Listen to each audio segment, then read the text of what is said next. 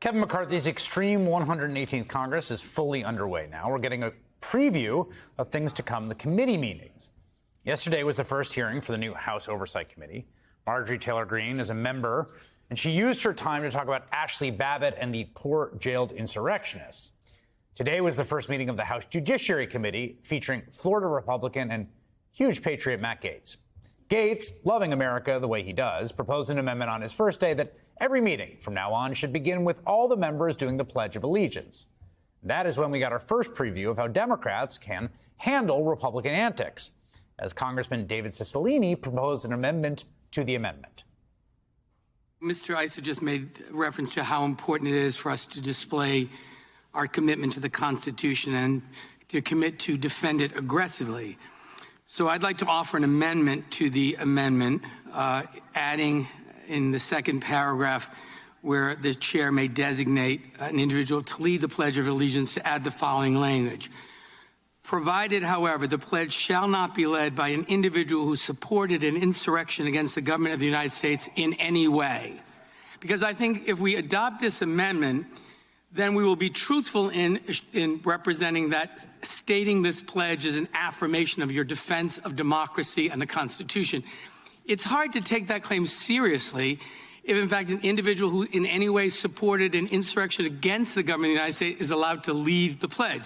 So I would ask Mr. Gaetz to accept this friendly amendment, and I look forward to supporting it. Would the gentleman yield for I first ask Mr. Gaetz if he'll support the amendment, to make sure that someone who led an insurrection against the United States doesn't make a mockery of the Pledge of Allegiance and stand before this committee with their hand over their heart claiming to support the Constitution. Mr. Cicilline, my concern would be if your definition of an insurrection is objecting to electors, then there would be many Democrats on the committee that wouldn't be eligible to lead the pledge, since so many That's objected. not my definition of an insurrection. The last Republican president to get sworn in absent Democrat objectors was George Herbert Walker Bush. Reclaiming my time, Mr. Gaetz, I will allow the chairman to determine whether or not someone has participated in insurrection in the United States. I think this language is important. Would the gentleman further yield? I'm asking Mr. Gaetz, will you now accept the amendment? Well, I'm concerned that you may be disqualifying too many of your own members, Mr. Cicilline. I'm not concerned about that at all. Then agree to the amendment.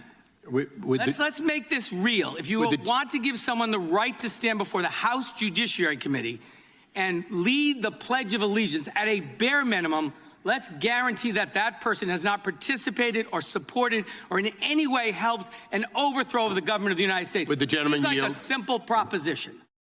Now, for the record, there are just two Democrats on the Judiciary Committee who have ever raised an objection to any certification of any presidential electors, which is what Gaetz was jabbing then. Neither of them did so, and let me see if yes, right. Neither of them did so with an angry, violent mob bearing down on the Capitol or after said violent mob swept through the Capitol in a deadly attack.